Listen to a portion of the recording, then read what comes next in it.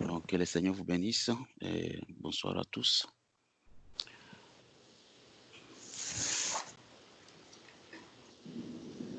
Nous allons commencer notre réunion en prenant nos Bibles dans les psaumes, chapitre 23.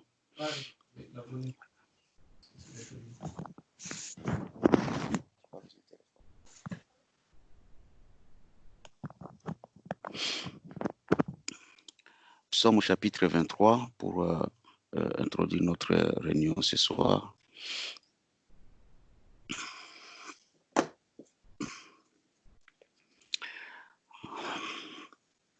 Cantique de David. L'Éternel est mon berger, je ne manquerai de rien. Il me fait reposer dans de verts pâturages. Il me dirige près des eaux paisibles. Il restaure mon âme. Il me conduit dans les sentiers de la justice à cause de son nom. Quand je marche dans la vallée de l'ombre de la mort, je ne crains aucun mal car tu es avec moi. Ta houlette et ton bâton me rassurent. Tu dresses devant moi une table en face de mes adversaires. Tu induis ma tête et ma coupe déborde. Oui, le bonheur et la grâce m'accompagneront tous les jours de ma vie et j'habiterai dans la maison de l'Éternel jusqu'à la fin de mes jours. Amen. Seigneur Dieu notre Père, nous inclinons nos têtes devant toi, nous te rendons grâce et nous te remercions pour ce moment que tu nous donnes, Père, de pouvoir encore être ensemble, Seigneur, et pouvoir, Seigneur Dieu, passer un moment, Seigneur Dieu, dans l'écoute, Seigneur Dieu, d'une exhortation et de nous exprimer, Seigneur, déversant nos âmes à toi, Père. Tu es le grand Dieu, tu es le Dieu qui connaît les cœurs, tu es le Dieu qui sonde les cœurs. Seigneur Dieu, tu as vu toute la journée ce qu'elle a été pour nous, Père.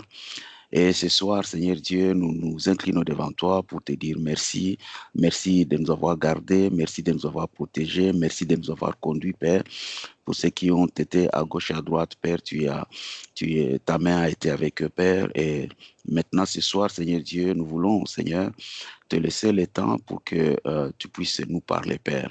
Seigneur, instruis-nous, Père. Nous voyons le moment ou les temps que nous sommes en train de vivre, que ce sont des temps terribles, Père. Et Seigneur Dieu, aide-nous, Père, à pouvoir acheter le temps et à être sérieux, et vraiment sérieux dans ce que nous faisons, Père. Que Seigneur Dieu Tout-Puissant, chacun de nous puisse retourner chaque pierre de sa vie, Père, qu'il puisse regarder chaque pas qu'il a fait. Et Seigneur, parce que nous croyons, Seigneur Dieu, que tu es un Dieu juste et tu es un Dieu qui rémunère en fonction de ce qu'on a planté, ce qu'on a travaillé, Père. Seigneur, tu es le Dieu de la justice. Tu es le Dieu correct, Père. Et Seigneur notre Père, alors que nous venons devant toi, sachant, Seigneur Dieu, que nous sommes des humains, des hommes, et que nous avons beaucoup de fautes, nous commettons beaucoup de fautes, nous avons beaucoup de faiblesses, nous nous inclinons humblement, Père, pour nous humilier devant toi et demander pardon, Père. Nous avons beaucoup parlé, peut-être, nous avons beaucoup pensé, peut-être. Seigneur Dieu, sois miséricordieux pour nous, Père. Et alors que, Seigneur Dieu, nous commençons cette réunion, nous y venons, Seigneur Dieu, avec tout notre cœur, toute notre âme, tout notre corps et notre esprit, Père, afin que, Seigneur Dieu, nous puissions, Seigneur, mettre chaque partie qui nous compose, Père, sur l'autel en tant qu'une offrande de bonne odeur. Et que, Seigneur Dieu, cela soit reçu, Seigneur, auprès de toi, Père, agréable, Père. Seigneur notre Père, bénis la lecture de la parole et tout ce qui sera dit. Seigneur, attire notre attention à la pensée, Père, que tu voudrais que nous puissions, Seigneur Dieu, recevoir de toi, Père. Nous ne sommes pas ici, Père, pour recevoir des hommes, bien même que tu utilises les hommes, Seigneur, mais nous ne sommes pas pour écouter les hommes, nous sommes ici pour t'écouter, toi, Seigneur. C'est pour cela, tout ce qui est de l'homme, les pensées de l'homme, les capacités de l'homme, Seigneur, que tu puisses soumettre cela à ta présence et que ce soit seulement le Saint-Esprit qui parle à tout un chacun, Père. Seigneur, il s'est fait vraiment tard. Spirituellement et naturellement, Seigneur, le temps est vraiment passé.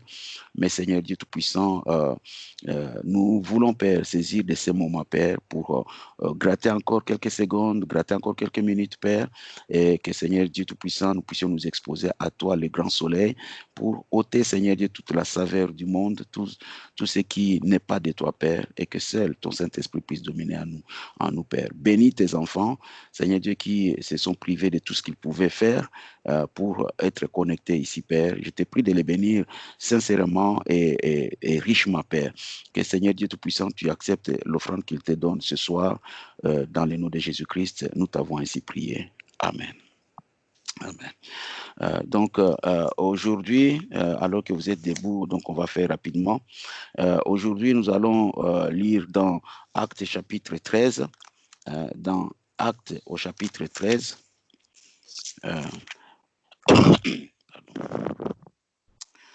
Dans Actes au chapitre 13, donc comme vous avez vu, notre petite exhortation va tourner autour de David. David, que ici, dans Actes chapitre 13,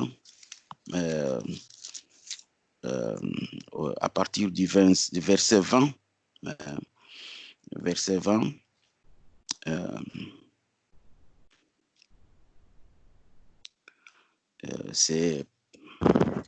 c'est Paul qui est en train de donner sa prédication.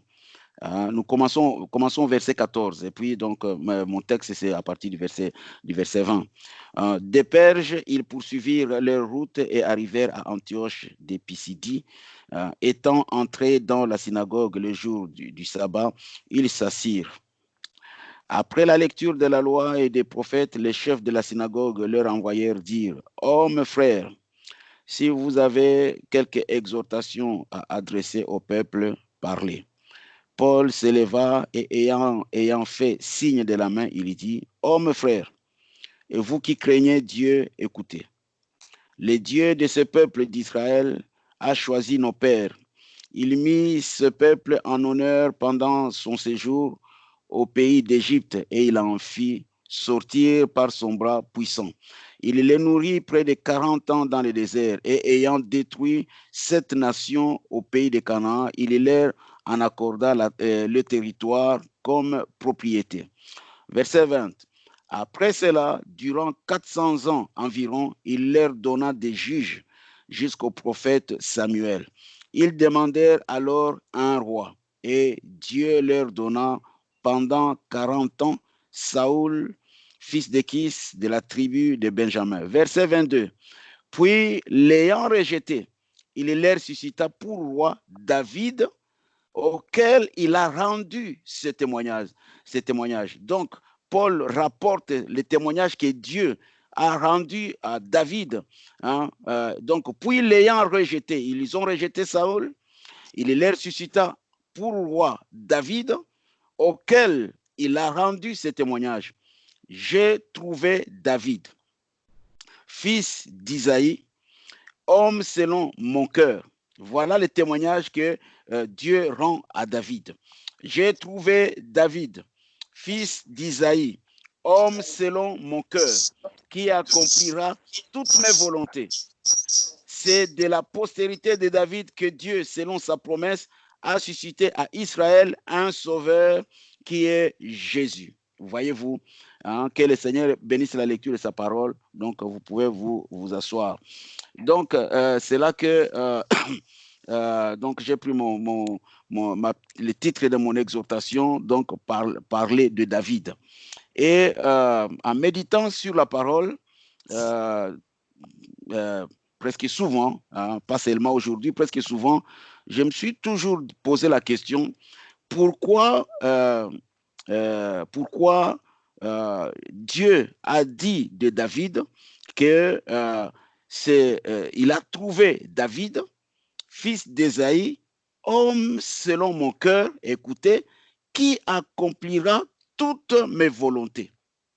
Donc, bon, pour introduire, nous connaissons tous l'histoire de David. Nous savons tous comment David est devenu roi. Nous savons tous comment Samuel a été envoyé par Dieu pour aller, quand les enfants d'Israël ne voulaient plus de Saoul, et que effectivement Dieu l'avait rejeté, Dieu lui-même, et Saoul a été rejeté à cause de la désobéissance. Je pense que vous connaissez comment Saoul est allé en guerre, Dieu lui a donné des ordres, des principes, et Saoul n'a pas suivi ses principes. Saoul a désobéi tout simplement parce que on lui a dit ne prends rien, tu détruis tout et tout ça. Et lui, il a pris des animaux qui étaient gras en se disant, d'après ce qui est écrit dans la Bible, en se disant que bon, il va offrir à l'Éternel des holocaustes. Mais quand Saoul a rencontré Samuel, Samuel lui a dit, Dieu prend-il plaisir aux holocaustes ou à l'obéissance? Et il dit que la désobéissance est pire que la divination. Vous voyez? Donc, ça dit beaucoup. Chaque fois quand j'ai lu cette écriture, je me suis toujours posé la question. Je me suis toujours posé la question de savoir qu'est-ce qui a poussé Dieu à prendre Saoul, David, et de dire de David que c'est l'homme selon son cœur. David, l'homme selon le cœur de Dieu, qui accomplira ses volontés. Et donc, quand Samuel est allé, a été envoyé par Dieu pour aller chercher dans la maison d'Isaïe, celui qui va remplacer Saoul, je pense que vous savez que Isaïe avait sept fils.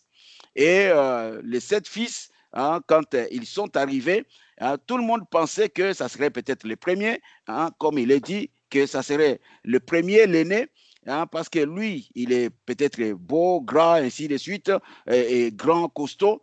Il était peut-être intelligent, peut-être érudit et tout ça. Et tout le monde s'attendait à ce que ça soit peut-être le premier, ainsi de suite, pour remplacer Saoul au trône du roi d'Israël. Et à l'époque, le royaume n'était pas encore divisé, donc ils étaient encore un seul royaume. Alors, dans le message, vous m'excuserez pour le week-end passé, c'était, bon, je pense que j'étais trop vite, parce que bon, il fallait que je puisse finir un peu la pensée que j'avais. Bon, ok. Et donc, dans le message, David, le vaillant guerrier, au paragraphe 16, Frère Branham nous dit, donc Dieu a dit à Samuel, il a dit, prends une cruche d'huile et va là-bas et je t'indiquerai qui oindre. C'est Dieu qui indiquera qui il faudra oindre. Eh bien, Isaïe est sorti là et il a amené son fils aîné, écoutez, qui était très grand de stature, mesurant 1,82 m ou plus. Et il a dit, c'est lui qui doit être roi. Et il est passé, donc le premier fils, l'aîné, est passé, est passé, et Samuel tenait la cruche d'huile et il a dit, assurément, c'est lui. Même Samuel, quand il l'a vu de par ses yeux, Samuel lui-même a dit, assurément, c'est lui. Et lorsqu'il passait, Dieu a dit, ce n'est pas lui. Je l'ai rejeté. Donc, ici, ça montre que ce que l'homme voit de ses yeux, ce n'est pas ce que Dieu considère. Parce que ici, ce que l'homme a considéré, ce n'est pas ce que Dieu a considéré. Et ils ont regardé la taille, ils ont regardé qu'il était grand, ils ont regardé qu'il était peut-être le plus beau ou le plus intelligent de la famille. De toutes les façons, c'est l'aîné, vous voyez. Et même Samuel, quand il l'a vu de ses yeux, il a dit, assurément que ça doit être lui. Mais quand il s'est approché, Dieu a dit, ce n'est pas lui, je l'ai rejeté. Oh là là. Et il a dit, eh bien, cet homme a presque sa taille. C'est ça, donc l'homme, quand il regarde, il a presque la taille de celui qui va devenir roi. Nous le ferons venir. C'est un homme grand et beau. Il aura une belle apparence avec cette couronne sur sa tête et avec son nouveau costume, voyez-vous. Donc, l'homme regarde par les yeux, il est en train de se faire l'image de ce que cet homme-là sera dans sa tenue, dans ce qu'il va représenter. Il est gros, il est grand, il est beau, il est intelligent, mais Dieu l'a rejeté. Et ils ont amené tous les enfants, l'air que vous affichez pour vous tenir devant les gens. C'est de cette manière-là que les gens jugent leur pasteur aujourd'hui. Oh, quelle honte! Branham dit, c'est exact. Parce que nous regardons des yeux, nous regardons et nous faisons des calculs, nous voyons un peu la silhouette selon nous, nous voyons un peu l'image selon nous, mais ce n'est pas ça l'image de Dieu. Quand il passait, donc, Samuel a saisi la cruche d'huile et il a couru pour verser cela sur lui et il a dit, ne le reçois pas, je l'ai rejeté. Donc, hein, Dieu lui dit, ne le reçois pas, ce n'est pas ton image, ce n'est pas ce que tu vois dans ta tête, mais moi, Dieu, je l'ai rejeté. Et il a continué à le faire passer jusqu'à ce qu'il arriva au 7e. C'était ça, voyez-vous, Samuel a dit, eh bien, c'est tout ce que vous avez. Donc, le premier est venu, Dieu l'a rejeté. Hein?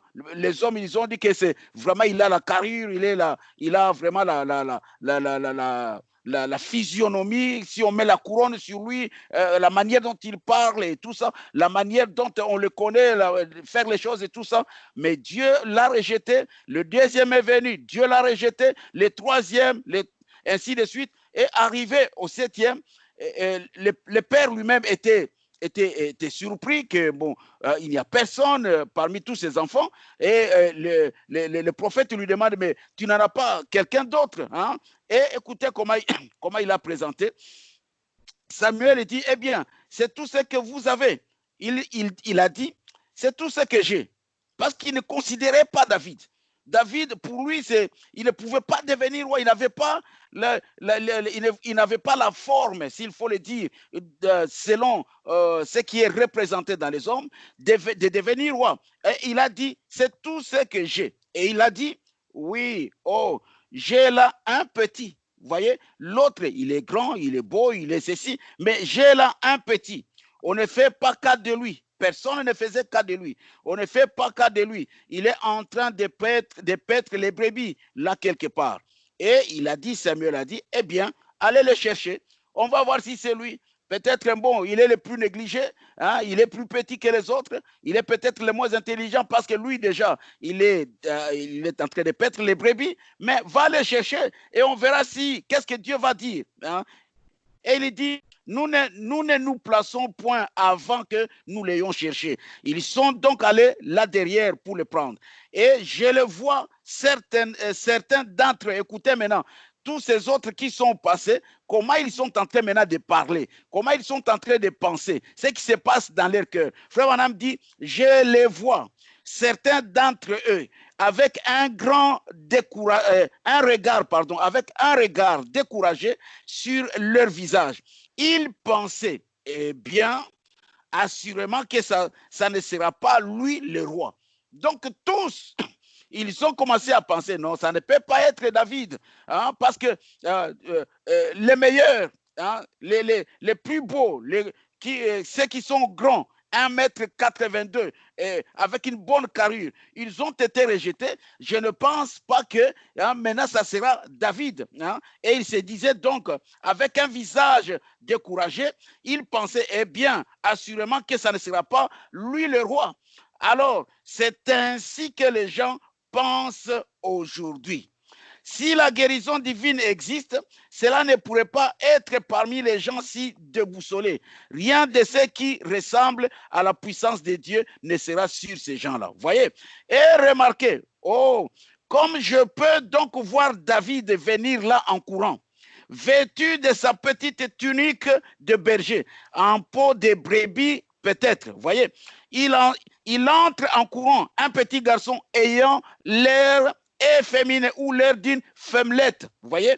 Donc, l'autre était vraiment un homme de carrure, les autres, quoi, un homme de carrure qui avait vraiment une grande taille. Et quand on voyait vraiment l'image d'un roi, on pensait que vraiment ça sera lui le roi.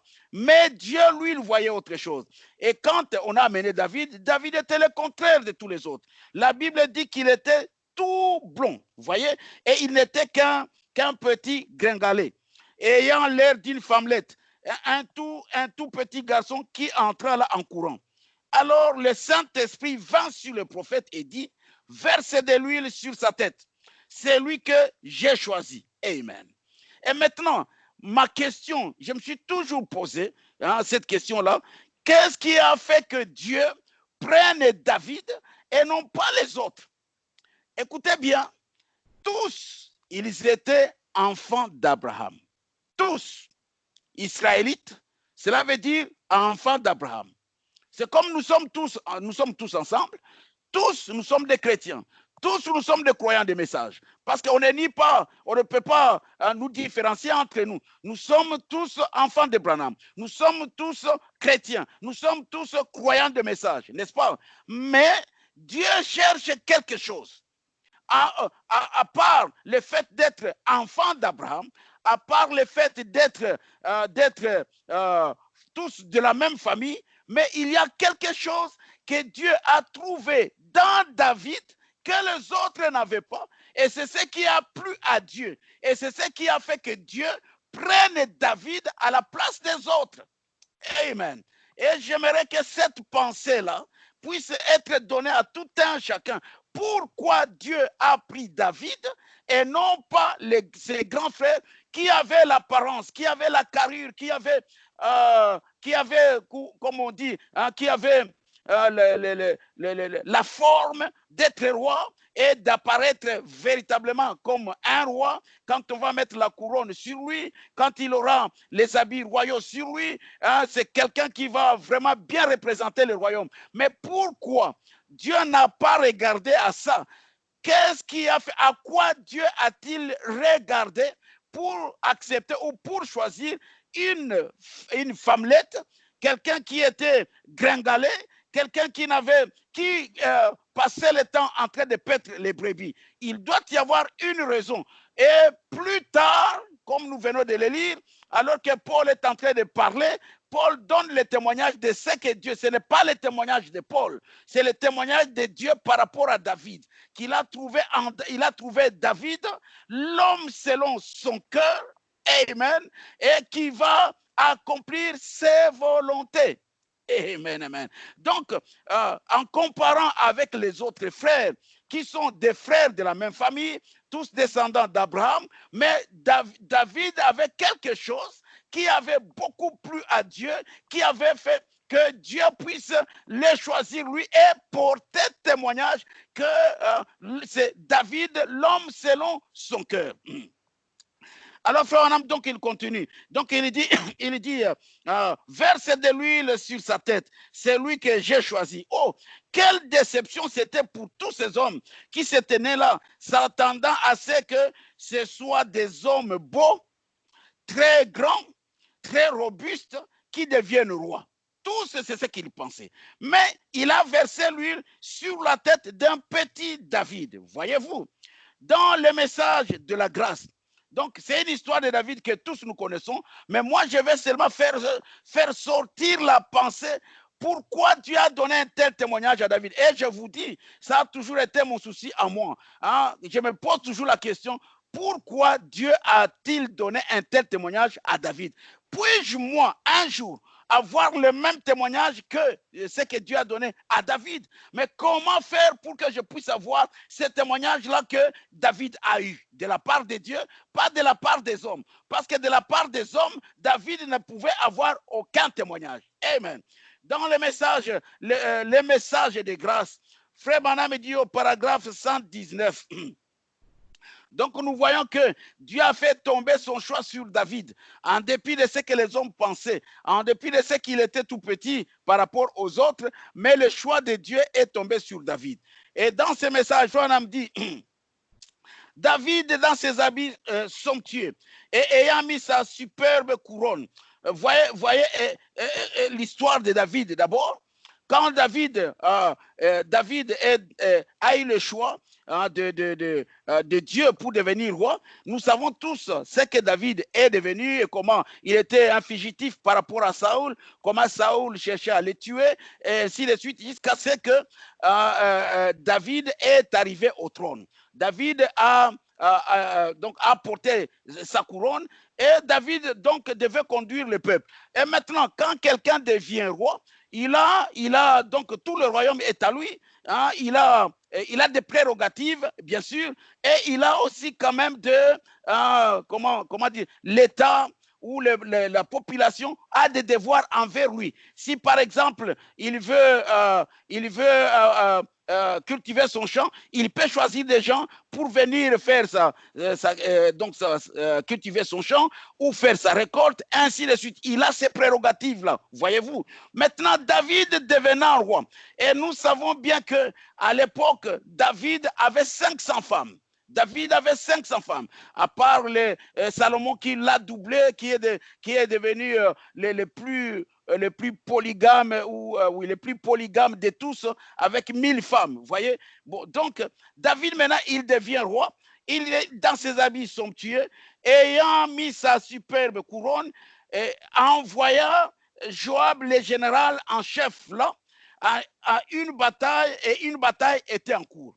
Il repoussait tous les ennemis loin des frontières et de tout le reste. Et tout marchait bien pour David. Donc, David a prospéré. Il est devenu roi. Il a prospéré. Toutes les nations le craignaient, David, parce que Dieu était avec lui, parce que c'est Dieu qui l'a mis en place. Mais, alors, David, quand il est devenu roi, David, n'oubliez pas, nous avons parlé avec vous, que nous avons parlé de Élie. C'était un homme, malgré tout ce que Dieu a fait avec lui. Moïse était un homme, malgré tout ce que Dieu avait fait avec lui. Et David, malgré sa grandeur et malgré sa gloire, David était aussi un homme de même nature que toi et moi. Et quand on dit un homme de même nature, donc il a les mêmes défaillances, il a les mêmes... Mais un homme a reçu un témoignage comme celui de David. Et c'est là que je veux chercher à savoir pourquoi Dieu a donné ce témoignage à David. Dieu a utilisé Moïse, mais il n'a pas donné un témoignage comme celui de David. Dieu a utilisé qui encore allons-nous parler? Dieu a utilisé tous ces grands hommes dans l'Ancien Testament, mais jamais un homme a reçu de la part de Dieu un témoignage comme celui de David. Et pourtant, David était un homme comme nous, comme toi et moi, comme tous les autres. Moïse était un grand prophète. Il a fait de grandes choses. Dieu l'a utilisé puissamment, mais Moïse a fait des fautes. Nous pouvons parler d'Élie, un très grand prophète. Dieu l'a utilisé puissamment, n'est-ce pas? Mais en tant qu'un homme, il a eu des fautes, des hauts et des bas, comme nous avons parlé. Et tous les hommes, pareil, ils ont accompli de grandes œuvres. Écoutez, Élie, quand Akab massacrait les prophètes, Élie a dit, oh Seigneur, lui, il est resté fidèle. Lui ne s'est pas donné. Tout le pays était tombé sous l'idolâtrie par Jézabel. Et même les prédicateurs, et même les prophètes. Mais Élie est resté fidèle. Mais Dieu n'a pas donné ce témoignage à Élie. Voyez-vous, bon, on peut citer, énumérer comme ça tous ces hommes que Dieu a pu utiliser au cours des temps, mais jamais un homme a reçu le témoignage comme celui de David. Et je veux savoir, moi, en regardant dans la parole, qu'est-ce qui a fait que Dieu puisse dire de David que David, c'est l'homme selon mon cœur, il accomplira mes volontés. Amen. Maintenant, David, quand il devient roi, Dieu était avec lui, Dieu l'a utilisé, n'est-ce pas? Il a eu à avoir des victoires et à protéger le royaume. Mais écoutez, donc, alors David, comme il avait aussi la nature de l'homme, et comme n'importe quel homme, David, une fois, il était sur le toit, sur la terrasse de sa maison, et David, il regarde, il voit une femme qui était en train de se baigner, de se laver, ok? Et cette femme, elle s'appelle Bathsheba, n'est-ce pas? Donc, là, je veux présenter David en tant qu'un homme. Je viens de dire que Moïse, Dieu l'a utilisé puissamment, mais Moïse a eu des défauts. Élie, Dieu l'a utilisé puissamment, mais il a eu des défauts. David lui-même, Dieu l'a utilisé, mais il a des défauts. Chacun, tous ces hommes, ils ont été utilisés par Dieu, mais ils ont eu des défauts. Mais seul à David, il a dit que c'est l'homme selon mon cœur. Et je veux donc savoir pourquoi. Donc ici, je vous présente d'abord les défauts de David, les fautes que David, en tant qu'un homme, qu'il a commis. Et donc David regarde, il voit une femme qui était en train de se baigner et David comment on dit, David est tombé amoureux, mais il est donc, il a été séduit par la femme. Et donc, David envoya maintenant ses gardes pour aller prendre la femme. Et cette femme, c'est Bathsheba, qui était la femme de Uri, n'est-ce pas? Et donc, il avait eu un enfant avec Bathsheba. Et il s'est arrangé pour que les pauvres Uri aillent là où et que Joab soit à ses côtés jusqu'à ce qu'il le quitte. Et au coucher du soleil, les pauvres garçons mourent. Donc, Uri ou bien Uri pourrait bien mourir. Son couteau de guerre à la main, son bouclier couvert de sang. Et l'endroit où il se tenait pour défendre Israël. Pourtant, il était un prosélyte vis-à-vis de leur religion. Parce que Uri n'était pas israélite. Uri était des nations. Il était, je crois, Étien. OK? Puis, lorsque Joab revint lui dire à David qu'Uri était mort, David s'est dit, écoutez, ce sont des choses graves. David s'est dit, tout est parfait maintenant. J'ai sa femme et tout ira bien. J'ai un bébé. Mais le bébé tomba malade. Le bébé agonisait et il fit tout son possible pour sauver la vie du bébé. Peut-être que tous les médecins s'étaient présentés, ça n'a pas marché. Finalement, le bébé mourit. Les gens craignirent d'informer David que le bébé était mort. Et il était donc mort. Il pensait donc que toute la chose était tenue secrète. Ainsi, il consola Bathsheba. Et il l'avait déjà prise pour femme en plus de toutes les autres. Donc, il avait des femmes, hein, et en plus des autres femmes, il a pris encore Bathsheba. Et Dieu l'avait révélé à un prophète, le prophète Nathan. Et il dit, David, il y avait un homme riche qui vivait de ce côté-ci de la route. Il avait des brebis en grand nombre. Oh, il était très riche. De l'autre côté de la route vivait un homme qui était pauvre. Il avait une brebis et il la traita comme sa fille. Il la nourrissait avec la même cuillère dont il se servait pour manger. Il dormait avec cette brebis et il la considérait comme sa fille. Et un jour, un visiteur arriva. Alors, le riche, au lieu de prendre une de ses brebis pour préparer un festin aux visiteurs, eh bien, au lieu de cela, il alla prendre l'agneau du pauvre et il prit cet agneau de force, l'immola et prépara un festin. Paragraphe 124, c'est dans le message de la grâce. Eh bien, écoutez bien, c'était là les passions de David. Donc, David avait des passions comme tout homme. C'était là les passions de David. Il avait 500 femmes, mais quand il vit la femme de Uri, au lieu de prendre une de ces 500 femmes pour apaiser ou satisfaire ses passions, il alla prendre la femme de cet autre homme. Il tua ensuite Uri quand la femme devint mère. Ah, il prend la femme et pas seulement jusque-là, il va tuer Uri. David ne savait pas qu'il faisait, il ne savait pas ce qu'il faisait. Eh bien, David était prêt à prononcer le jugement. C'est ainsi que nous sommes, nous les hommes. Nous savons toujours juger les autres, mais quand on en vient à nous, oh, c'est autre chose. Amen. Mes amis, hein, nous sommes en train de consommer les dernières minutes de la vie sur la terre. Et nous devons être sérieux dans notre marche chrétienne. Nous devons être sérieux dans notre marche chrétienne. Un de ces jours, parce que quand nous parlons, quand nous allons à l'église ou bien tout ça, nous rigolons. Mais un jour, nous manquerons comment rigoler. Nous nous tiendrons devant la barre du jugement. Et nous rendrons compte surtout de tout ce que nous faisons, de tout ce que nous disons. Continuons un peu ici.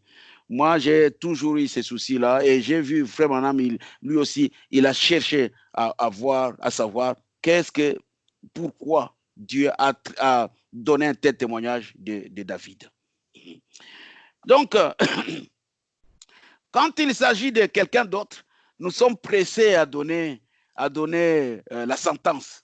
Mais quand il s'agit de nous, là, nous crions miséricorde. David dit, non, cet homme paiera de sa vie. C'est lui qui a donné la sentence. Il oublie que lui-même, il est humain. Il oublie que lui aussi, il a des passions. Il oublie que lui aussi, il a des faiblesses. C'est pour cela, mes amis, j'ai cherché cette écriture ici, mais je n'ai pas eu le temps de trouver ça. Où Frère Wana me dit, si j'ai l'amour dans mon cœur, personne ne me fera jamais du mal et je ne ferai jamais du mal à personne. J'aime beaucoup cette écriture et je veux, dans ma vie, pendant que je suis ici, que Dieu me donne la force de pouvoir expérimenter cela. Peu importe ce que quelqu'un dira de moi. Mes amis, peu importe ce que quelqu'un dira de moi, je ferai tous mes efforts pour qu'il n'y ait aucune racine d'animosité, pour qu'il n'y ait rien à moi contre cette personne-là, mais que je puisse aimer la personne. Parce que Frère Branham nous a dit, de l'autre côté, c'est que l'amour. Et savoir que j'ai l'amour, c'est quand on me piétine, quand les gens que tu aimes, des gens avec lesquels tu manges, les gens que tu aimes, tu attends, ils disent, tu attends, ils parlent, tu attends, ça chagrine. Mais que par amour, par ton amour envers ces gens-là, que tu sois au-dessus de cela et que les sentiments de haine ou quelque chose comme ça soient maîtrisés et que tu ne sois pas ballotté. Ça sera la grande victoire. Amen.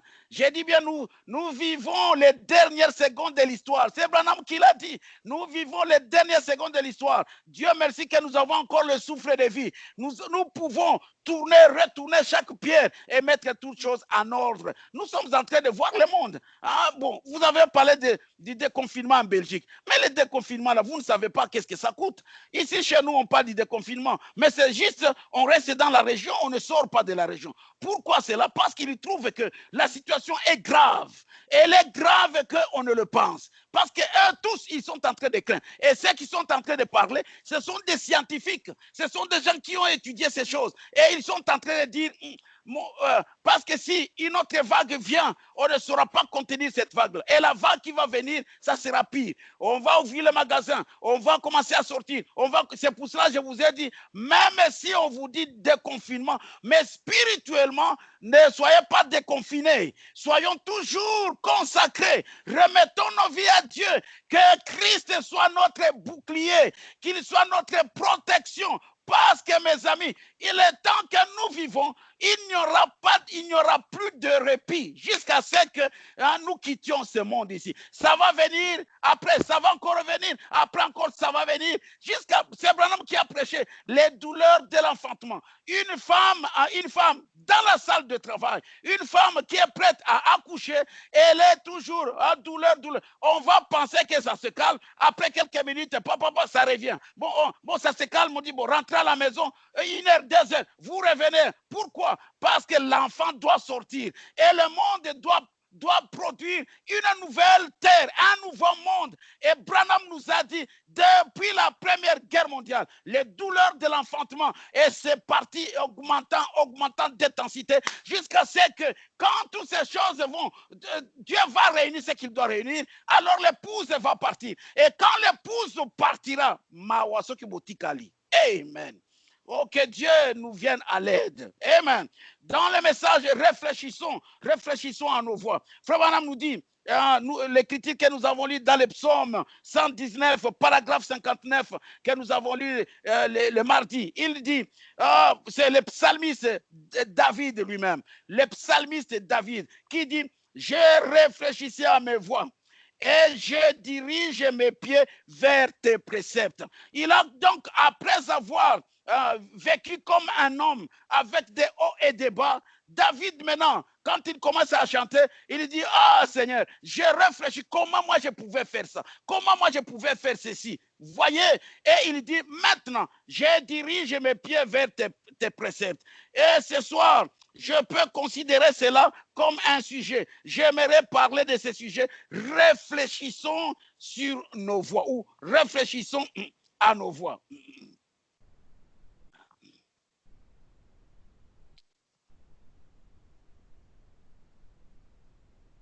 Réfléchissons à nos voix. Et écoutez, vous savez, David, j'ai appris qu'au moment où il écrivait ce psaume, le psaume 119, où il écrivait ce psaume, il était en détresse. Et David était juste un homme comme nous tous. C'est ça l'écriture que j'ai pris là. David était un homme comme nous tous, qui avait ses hauts et ses bas, et ses manquements. David, un homme qui avait les hauts et les bas, des manquements, des négligences et toutes ces choses. Mais Dieu l'a choisi pour être roi sur son peuple. Et pas seulement ça, il lui porte un témoignage sur lui que j'ai trouvé David, l'homme selon mon cœur. Et vous savez, tout homme, c'est Dieu qui l'a créé. Et Dieu connaît les faiblesses des uns des autres. Et Dieu connaît les manquements des uns des autres. Mais qu'est-ce que Dieu a trouvé dans David pour qu'il puisse porter un témoignage tel que celui-là, alors que David avait des hauts et des bas et des manquements, comme Moïse. Moïse était un grand prophète, Élie était un grand prophète, mais Dieu n'a pas donné ce témoignage-là à Moïse, à Élie et à tous les autres, sauf à David. Au point que, bon, ok. Et il était vraiment en détresse, voyez-vous. Donc, David était un homme qui avait des passions, un homme qui avait des hauts et des bas, un homme qui avait des manquements. Il était un homme comme tous, des hauts et des bas. Mais quelque chose était dans son cœur. Et c'est quelque chose-là que moi je vise. C'est ce que Dieu a vu dans le cœur de David, que moi je vise. J'ai dit, Seigneur, puis-je aussi atteindre le niveau de David, malgré mes hauts et mes bas, malgré mes défaillances et mes manquements, mais que ce que David avait, que je puisse l'avoir moi aussi. Amen.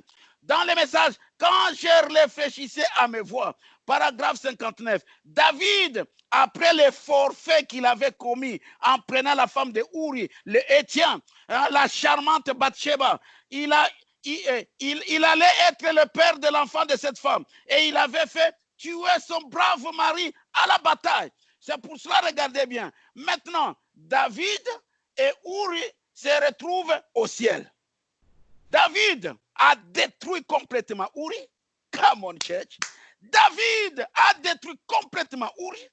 Il a pris sa femme, n'est-ce pas, pour se couvrir. Il a pris Uri, il a tué. Ce n'est pas les Philistins ou les Syriens qui ont tué Uri. C'est David qui a fait tuer Uri. Donc le sang de Uri tombe sur David. Voyez-vous? Oh, maman.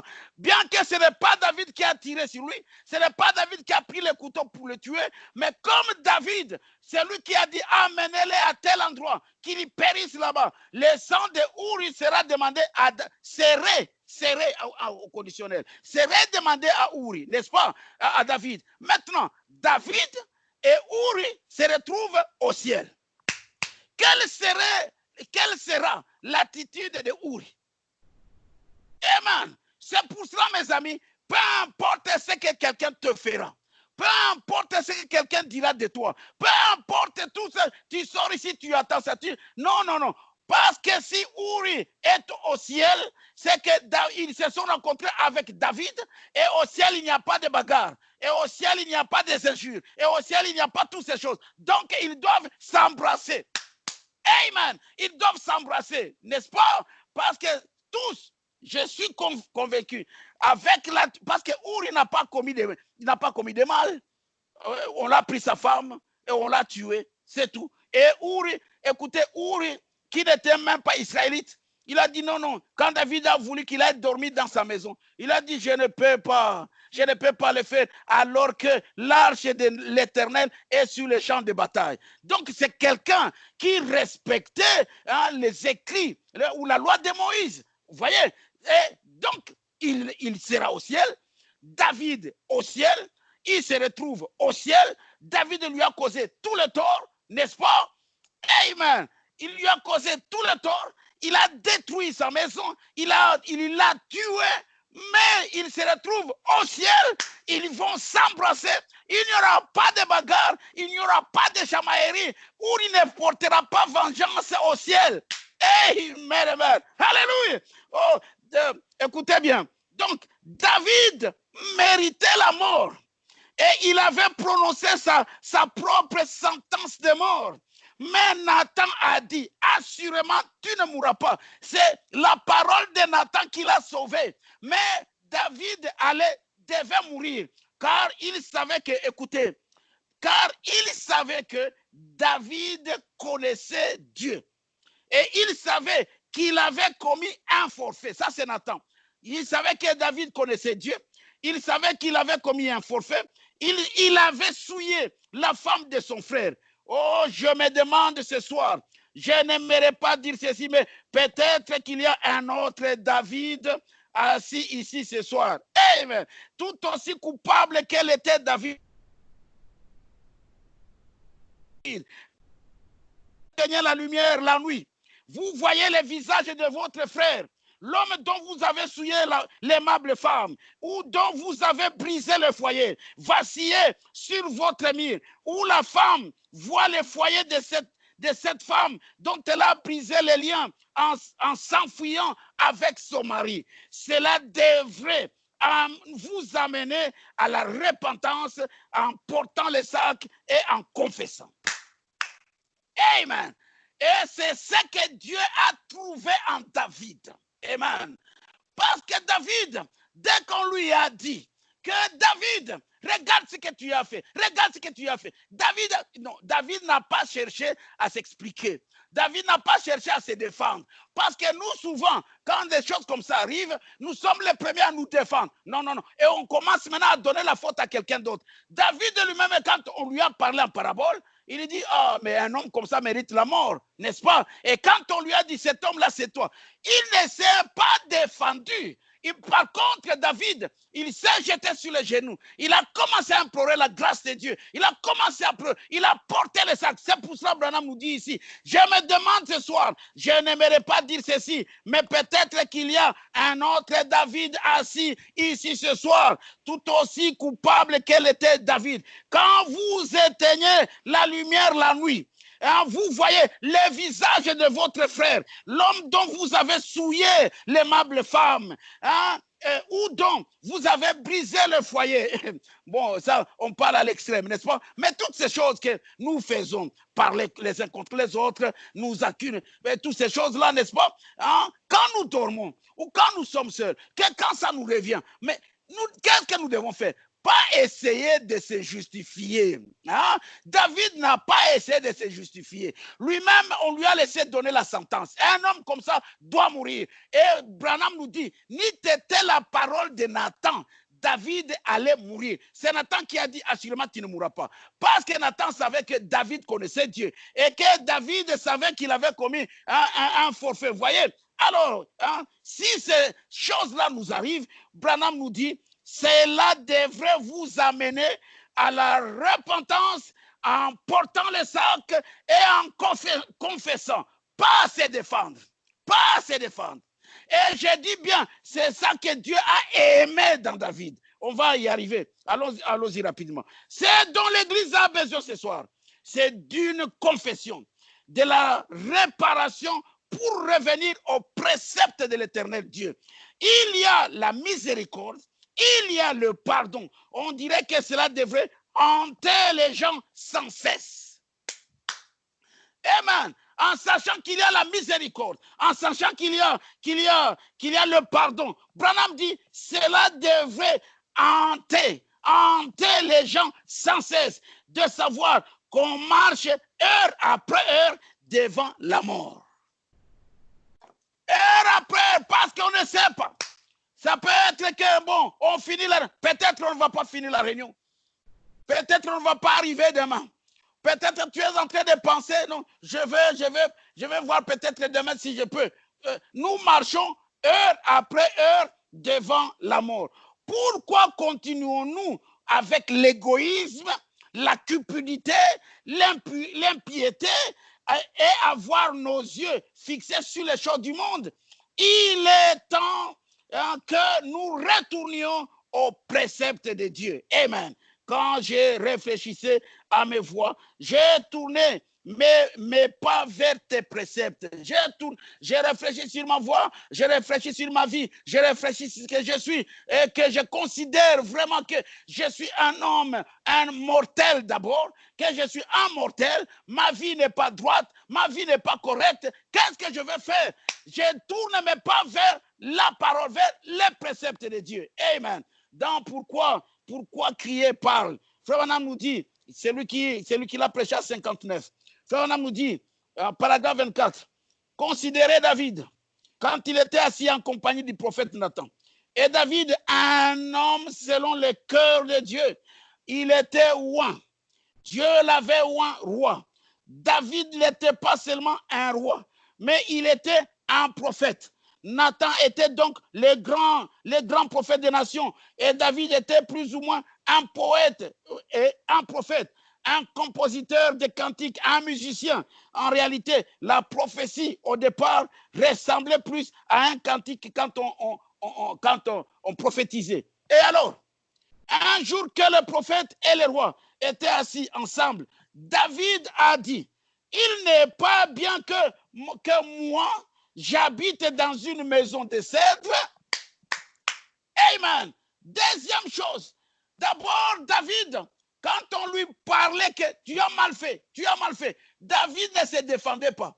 David, il implorait la grâce de Dieu. David, c'est un homme qui savait s'humilier. Vous voyez, il savait accepter ses torts. Il savait qu'il était un homme et qu'en tant qu'homme, en lui, il ne peut y avoir quelque chose de bon. S'il y a quelque chose de bon que quelqu'un peut faire, c'est seulement par la grâce de Dieu. Et quand David, on lui disait, mais ce que tu as fait, ce n'est pas bon. Mais un homme ne peut pas faire comme ça. David savait s'humilier. On va laisser que Frère Branham dit. Ça, c'était le premier point. Deuxième point, écoutez. David, donc, en tant que prophète, un jour que le prophète et le roi étaient assis ensemble, David a dit, il n'est pas bon que moi, j'habite dans une maison de cèdre et que j'habite dans une maison de cèdre maison de cèdre pendant que l'arche de mon Dieu est sous une tente. Écoutez maintenant, ça c'est le deuxième point de David. Et j'ai beaucoup aimé cela, que vraiment Dieu me soit vraiment favorable afin que tous ces points que j'énumère, que ça ne soit pas les points que j'énumère pour David, mais que moi-même je puisse m'entraîner là-dedans. Hein? Quand on me dit tu as fait, ce que tu as fait, ce n'est pas bien, savoir reconnaître les torts, s'humilier devant Dieu. Cela ne veut pas dire que tu as perdu de la valeur. C'est là que Dieu va considérer d'une grande valeur. Parce que très souvent, remarquez quand on s'assoit dans un kinzonzi, on s'assoit dans une réunion, bon non, tu as dit. La première des choses que l'homme fait d'abord, il cherche d'abord à se défendre. Il cherche d'abord à jeter les torts aux autres. Et pourtant, il sait qu'il a parlé. Et il va user de ce qu'on appelle comment on appelle ça? Pas la démocratie, mais j'ai oublié, c'est que, ok, il va essayer d'utiliser, de dire non, vous m'avez mal compris. Non, je n'ai pas dit ça. Et pourtant, il est conscient qu'il l'a dit. Mais il essaie un peu de trouver d'autres paroles pour dire que non, ce n'était pas ça. Écoutez, quand tu dis quelque chose, c'est la pensée qui compte. Et c'est cette pensée-là que Dieu enregistre. Vous voyez, tu peux dire une chose, mais c'est que toi, tu es en train de penser dans ta tête concernant quelqu'un. Quand tu es en train de parler, c'est cette pensée-là que Dieu enregistre. OK? Et donc, deuxième point, quand il s'agit des affaires du Père, quand il s'agit des affaires de son Dieu, David ne laissait pas comme ça. David construit sa maison. Il devient roi. Quand il est devenu roi, il construit une maison, une belle maison de cèdre, n'est-ce pas? Et quand David construit sa maison, la maison de cèdre, David, il voit, moi j'habite une belle maison comme ça, mais l'arche de mon Dieu ne peut pas habiter sous une tente. il y pense d'abord à son Dieu. Il y pense d'abord aux affaires de Dieu, n'est-ce pas? Et je voudrais que vous prêtiez attention aux paroles remarquables de Nathan. Il a dit, David, oh, Branham dit, oh, ne manquez pas de saisir ceci maintenant. Comprenez entre les lignes. Ça, c'est Branham qui parle. Comprenez entre les lignes. David, fais tout ce qui est dans ton cœur, car Dieu est avec toi. Oh là là, Branham dit, oh là là, quand je pense à cela, fais tout ce qui est dans ton cœur, parce que Dieu est avec toi. David, fais tout ce que tu as dans ton cœur. Dieu est avec toi. Pourquoi crier? Dieu est avec toi. Parle et marche. Et il dit, Dieu t'a oint. Va de l'avant. N'hésite pas. Ne dis pas ceci et cela. Dois-je croire en Dieu? Dois-je lui faire confiance pour cela? Faites-lui confiance pour chaque souffle que vous aspirez. Faites-lui confiance pour votre vie. Chaque pas que vous allez faire, faites confiance à Dieu. Amen. Et écoutez, David, oh, j'ai beaucoup aimé quand j'ai lu ça. Si nous pouvons prendre nos Bibles un peu, dans 1 Chronique, chapitre 29.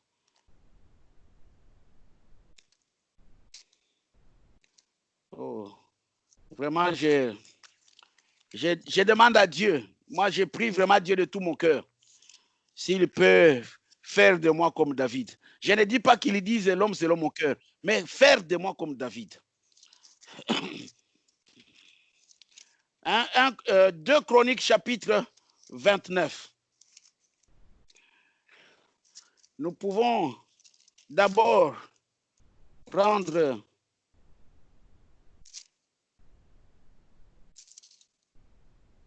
alors 2 Chroniques. Non, c'est 1 Chronique, pardon. Voilà. 1 Chronique, excusez-moi.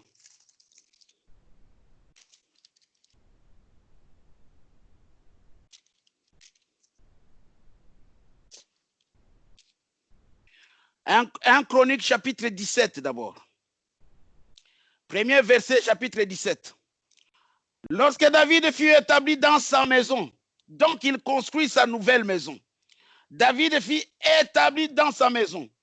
Il dit à Nathan le prophète, voici, j'habite dans une maison de cèdre et l'arche de l'alliance de l'Éternel est sous une tente.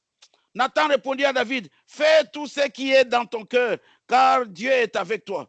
La nuit suivante, la parole de Dieu fut adressée à Nathan. Va dire à mon serviteur David, ainsi parle l'Éternel, ça ne sera pas toi qui me bâtiras une maison pour que j'en fasse demeure. Écoutez, donc David, quand il a parlé à Nathan, en disant que moi j'habite une maison, mais voilà l'arche de mon Dieu est dans une tente.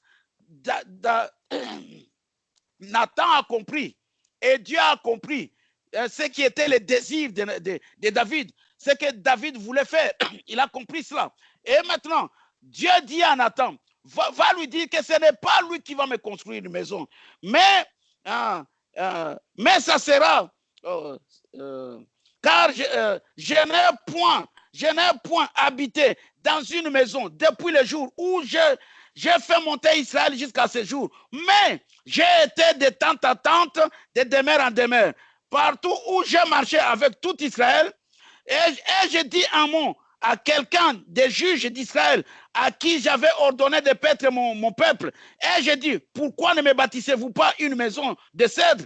Maintenant tu diras à mon serviteur David, ainsi parle l'Éternel des armées. Je t'ai pris au pâturage derrière les brebis pour que tu sois chef de mon peuple d'Israël. J'ai été avec toi partout où tu as marché. J'ai exterminé tous tes ennemis devant toi. Et j'ai rendu ton nom semblable au nom des grands qui sont sur la terre. J'ai donné une demeure à mon peuple d'Israël et je l'ai planté pour qu'il y soit fixé et ne soit plus agité pour que les méchants ne le détruisent plus comme auparavant. Et comme et comme à l'époque où j'avais établi des juges sur mon peuple d'Israël. J'ai humilié tous tes ennemis et je t'annonce que l'Éternel te bâtira une maison. Voyez, donc, verset 11. Quand les jours seront accomplis et que tu iras auprès de tes pères, j'élèverai ta postérité après toi, l'un de tes fils,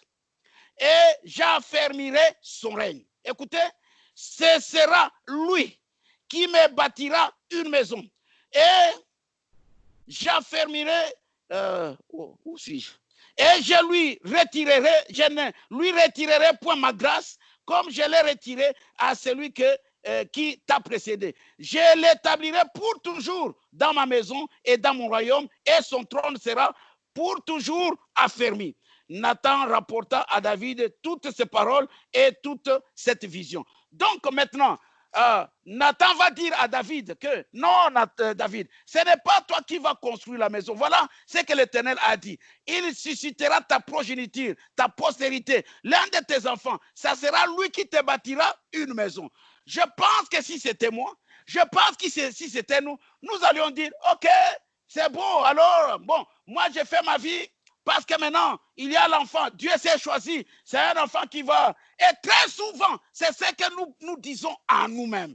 Très souvent, c'est ce que nous pensons à nous-mêmes. Quand quelqu'un, comme par exemple, Dieu va prendre quelqu'un pour faire tel travail, nous nous disons, frère, ça c'est ta tâche, ça c'est ton appel. Mais posons-nous la question. C'est son appel à lui. Et mon appel, c'est lequel? C'est pour cela que vous voyez que nous vivons trop négligents dans les affaires du Père.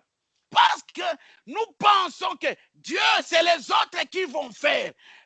Ici, on a dit à David, David, ce n'est pas toi, c'est quelqu'un d'autre, c'est ta progéniture que Dieu va utiliser. Mais écoutez David, alléluia, et ça j'ai beaucoup aimé. Maintenant, allons dans le chapitre 28. David convoqua à Jérusalem tous les chefs d'Israël, les chefs des tribus, les chefs des divisions au service des rois. Vous avez vos Bibles? Frère Israël, prends ta Bible parce que tu me regardes comme ça. Hein? Tu lis avec moi, ok? Et même ceux qui ne sont pas en vidéo, quand on prend la Bible, vous lisez aussi avec moi pour que vous ayez la même pensée, ok? David convoqua à Jérusalem tous les chefs d'Israël, les chefs des tribus, les chefs des divisions au service du roi, les chefs des milliers, les chefs des centaines, ceux qui étaient en charge sur tous les biens. Écoutez bien, écoutez. Ceux qui étaient en charge sur tous les biens, les troupeaux du roi. Écoutez. Ceux qui étaient en charge sur tous les biens, les troupeaux du roi et tous les hommes vaillants. Il les réunit tous. Le roi David s'étend debout et dit, écoutez-moi mes frères et mon peuple, j'avais l'intention de bâtir une maison de repos pour l'arche de l'alliance de l'Éternel et pour les marchepieds de notre Dieu. Et je me préparais à bâtir. Mais Dieu m'a dit, tu ne bâtiras pas une maison à mon nom, car tu es un homme de guerre et tu as versé des sangs. L'Éternel, le Dieu d'Israël, m'a choisi dans toute la maison de mon père pour que je sois roi d'Israël à toujours, car il a choisi Juda pour chef, il a choisi, et ainsi de suite. Donc, je saute. Vous voyez donc David, maintenant, il annonce au peuple que moi, bon, j'avais l'intention, mais voilà, Dieu a dit que ça ne sera pas moi qui veux lui bâtir une maison. Il s'est choisi quelqu'un d'autre qui va bâtir cette maison-là. Maintenant, au chapitre 29, c'est ce qui est très intéressant. C'est quelqu'un d'autre. Évidemment, David a commencé les préparatifs avant de mourir. Mais au chapitre 29, le roi David dit à toute l'assemblée, mon fils Salomon, le seul que Dieu ait choisi, est jeune et d'un âge faible. Et l'ouvrage est considérable, car ce palais n'est pas pour un homme, mais il est pour l'Éternel Dieu. J'ai mis toutes mes forces à préparer pour la maison de mon Dieu de l'or, pour ce qui doit être d'or, de l'argent pour ce qui doit être d'argent, de l'airain pour ce qui doit être de l'airain, du fer pour ce qui doit être du fer, et du bois pour ce qui doit être de bois. des pierres d'onyx et des pierres encassées, des pierres brillantes et de diverses couleurs, toutes sortes de pierres précieuses et du marbre blanc en quantité. Maintenant, le verset 3. C'est ce qui m'intéresse, le verset 3. Le verset 3 maintenant. Le roi, il dit, de plus, en dehors de ça, en dehors de ce que j'ai préparé là, de plus, dans mon attachement, l'attachement de David pour la maison de son Dieu. Dans mon attachement pour la maison de mon Dieu, écoutez, je donne à la maison de mon Dieu l'or, l'argent, écoutez, que je possède en propre. Donc, il y prend de ses biens. Alors que Dieu lui a dit, c'est quelqu'un d'autre qui va bâtir la maison. David pouvait laisser la charge à celui-là. Mais David, il vient. D'abord, comme il était tellement attaché à cette maison-là, il prépare. Et après, il va dans ses propres biens. Il a appelé les gérants de ses biens. Il va prendre de l'or, il va prendre de l'argent, et tout ce qu'il possède en propre pour lui, en particulier ce qui lui appartient. Il va prendre cela, hein, outre tout ce que j'ai préparé pour la maison du sanctuaire. En dehors de ce qu'il a préparé, il va prendre dans sa propre caisse, il va prendre dans ses biens, il va prendre dans ses réserves à lui, pas les réserves du pays, pas les réserves de l'État, mais les réserves à lui. 3000 talents d'or d'Ophir, 7000 talents d'argent épuré pour en revêtir les parois du bâtiment. L'or pour ce qui doit être d'or, l'argent pour ce qui doit être d'argent, pour tous les travaux qu'exécuteront les ouvriers. Qui veut encore présenter volontairement aujourd'hui ses offrandes à l'Éternel? Voilà l'attachement de David aux affaires de son père, aux affaires de son Dieu. Et pas étonnant que quand maintenant Dieu a donné témoignage, il a dit de David, c'est l'homme selon mon cœur. Il avait ses hauts et ses bas, il avait ses manquements, il avait ses passions. Mais quant à l'attachement à l'affaire de Dieu, quant à s'investir dans les affaires de Dieu, il n'était pas égalé, David. Amen. Et voilà pourquoi David, Dieu savait comment était le cœur de David. Parce que nous regardons l'apparence extérieure. Nous regardons la carrure de l'homme. Mais Dieu voit le cœur. Et quand Dieu choisit quelqu'un, il ne choisit pas selon la corpulence. Il choisit selon le cœur. C'est pour cela qu'il a dit, voici David, l'homme selon mon cœur. Et pourtant, il a tué Uri. Et pourtant, il a pris la femme de Uri. Et pourtant, il avait des hauts et des bas. Il pouvait faire des erreurs, David. Il va prendre l'âge de l'Éternel au lieu de mettre sur une charrue vieille. Lui, il va prendre parce qu'il voulait faire le bien. Il pensait que comme c'est notre Dieu, comme c'est quelque chose de grand, bon, on va mettre sur une charrue neuve. Mais Dieu, dans la loi de Moïse, ce n'était pas ainsi. Mais lui, il voulait faire bien et il a fait une faute. Et il a tué, à cause de sa faute, Uza est décédé, n'est-ce pas? Oh my, yes sir.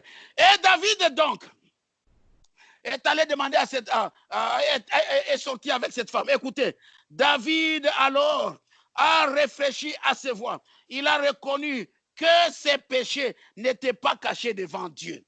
Cela l'a amené à se revêtir de sac. Et il a pleuré amèrement, revêtu du sac et couvert de cendres. Et ça, c'est ce qui nous manque, nous. Et Dieu voyait le cœur de David, comment il est. C'est un cœur repentant. C'est un cœur qui s'humilie. C'est un cœur qui sait demander pardon. C'est un homme, il a ses défauts, il a ses défaillances, il a ses hauts et bas, il a ses manquements. Un homme de même nature que nous, mais son cœur, c'était un cœur repentant. C'était un homme qui savait s'humilier. Et quand il s'agit des affaires du Père, s'engager dans les affaires du Père, ça, il n'y a pas d'égal, il n'y a pas de comparaison. Et Dieu même a dit, vous avez lu avec moi, l'homme selon mon cœur qui va accomplir mes volontés. Amen. Et Branham dit, y a-t-il encore des David d'aujourd'hui? Amen. Avec tes fautes, avec tes mauvais comportements de négligence, mais avoir le cœur de David. Amen. Dans les temps de la moisson, paragraphe 137. Et puis donc, 20 David. Écoutez. David, ce qu'il était, donc, c'était quelqu'un qui savait s'humilier. Il avait un cœur repentant. Et il avait un attachement particulier dans les affaires du Père. OK? Et maintenant, comme preuve, donc, ici d'abord, David, Dieu l'avait béni. Dieu l'avait choisi. Et Branham dit ici, David était un homme tellement brave qu'il était un homme selon le cœur de Dieu. David prospérait. Il a frappé tous les Philistins et il a détruit leurs autels et il s'est attaché à la parole. Et finalement, une jolie femme l'a embrouillé. C'est Bathsheba. L'a embrouillé et il a brisé les commandements. Il a perdu la parole. Il a commis adultère. Un homme selon le cœur de Dieu. Vous voyez, cependant, David l'a déçu. Donc, David a déçu Dieu. Vous voyez? Mais comme il avait un cœur repentant, il a porté un sac et il a commencé à pleurer. Alors, dans le message influence, Frère Branham nous dit maintenant, il dit, humiliez-vous devant la parole. Nous voyons donc qu'il a fait quelque chose de contraire à la parole et il fut maudit par cela. Peu importe combien David était grand, un homme selon le cœur de Dieu, cependant il s'est éloigné de la parole. Tu ne commettras point d'adultère. Mais David s'était enorgueilli et il s'est dit, eh bien, Dieu ne fait pas attention à ceci. Parce que souvent, c'est ce que nous disons. Dieu ne fait pas attention à ceci. Dieu, écoutez, Dieu fait attention à chaque pensée qui vous passe à l'esprit. Que vos pensées soient tout à fait correctes. Parce que quand nous pensons quelque chose, Dieu, il fait attention à cela. Écoutez ce qu'il dit. Mais que s'était-il passé? Bon, c'est parce qu'il avait oublié cela. Il s'est éloigné de la parole. Il n'avait pas du tout oublié cela. En effet, il était bien avisé parce qu'il connaissait bien la parole. Et donc, il était bien avisé. Amen. Yes, sir. Et il continue, il dit, si vous travaillez pour la popularité du monde, vous pourriez essayer d'imiter le monde. Vous n'irez nulle part dans le royaume de Dieu. Je préférerais plutôt être un paillasson dans la maison de Dieu. Restez ce que vous êtes, tel que Dieu vous a créé. La raison pour laquelle les gens font cela, c'est parce qu'ils ne sont pas conscients que Dieu les observe. Vous voyez, vous perdez de vue que Dieu est là est là à vous écouter. Tout ce que nous disons, tout ce que nous pensons, Dieu écoute. Et il dit, Dieu enregistre tout ce que vous avez dans la pensée. Il consigne cela dans son registre. Vos pensées crient plus fort au ciel que votre voix sur la terre.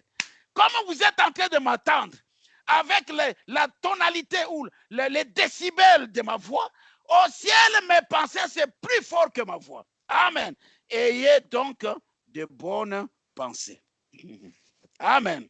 Alors, quel était le cœur de David?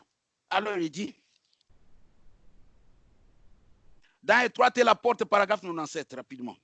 Il dit, les gens ne veulent pas s'humilier. Ils sont apaisés. Écoutez, lorsqu'on a parlé à David du péché qu'il avait commis, il s'est vite repenti. Et Dieu l'a aimé pour cela. Quand vous leur parlez de leur péché, ils diront, je ne remettrai plus jamais mes pieds dans cette église. Pourquoi? Ils ont beaucoup d'endroits où aller. Ils peuvent aller dans ces vieux repères d'enfants illégitimes où on tolérera de telles choses. Les hommes devraient s'humilier. Amen. Comme David. Et c'est ce que Dieu a aimé. Branham dit, il s'est humilié et Dieu a aimé ça. Amen. Et dans le message en Exode, paragraphe 25, comme Saoul était une fois acculé là, Goliath était de l'autre côté de la colline, respirant la menace et eux tous avaient peur de la mort. Mais l'homme qu'il ne fallait pas pour Goliath est entré dans le camp un jour. C'était qui? David. Tous les autres, ils avaient la formation militaire, ils avaient des armes, mais s'engager dans les affaires du Père, ils craignaient tous la mort. OK? Et je vous dis, quand vous craignez la mort, vous ne pouvez rien faire pour Dieu. Amen. Alors, un tout petit homme rabougri, aux épaules affaissées, en manteau d'épaule de brebis, appelé David, il a dit, écoutez, l'engagement dans les affaires du Père. Voulez-vous me dire que vous allez laisser ces Philistins, certains circoncis, regardez comment il les traite, certains circoncis insulter l'armée du Dieu vivant? Il a dit, j'irai les combattre.